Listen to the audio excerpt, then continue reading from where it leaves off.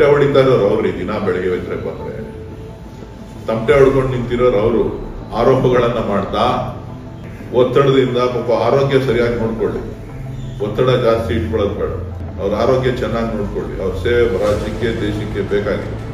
ಯಾರು ಸಂಘರ್ಷಕ್ಕೆ ಹೋಗಿಲ್ವಲ್ರಿ, ಇವರೇ ಸಂಘರ್ಷ ಅಂತ ಪದ ಉಪಯೋಗಿಸ್ತಾ ಇದ್ದಾರೆ. ಏನ್ ಸಂಘರ್ಷಕ್ಕೆ ಹೋಗಿದ್ದಾರೆ? ಸಂಘರ್ಷಕ್ಕೆ ಯಾರು ಹೋಗಿದ್ದಾರೆ? ದಿನ ಬೆಳಗ್ಗೆ ಇದ್ರೆ ಬೈತಾ ಇದ್ದಾರೆ ಯಾರನ್ನ? ಜನರಿಗೆ ದಾರಿ ತಪ್ಪು ಸಂದೇಶವನ್ನ ಕೊಡುವಂತದ್ರಲ್ಲಿ ಯಾರು ಸ್ಟೀಲ ಕುಕ್ಕ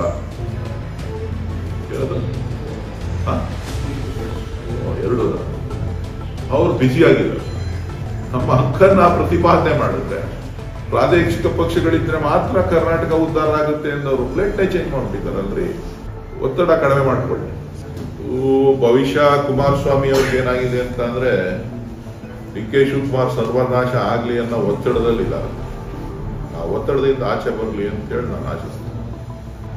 ಸರ್ವನಾಶ ಆಗ್ಬೇಕು ಅನ್ನೋದು ಅವರ ಬೆಳಗ್ಗೆ ರಾತ್ರಿ ಕನಸಲೆಲ್ಲ ಶಿವಕುಮಾರ್ ಬರ್ತಾರೆ ಅಂತ ಕಾಣಿಸ್ತದೆ.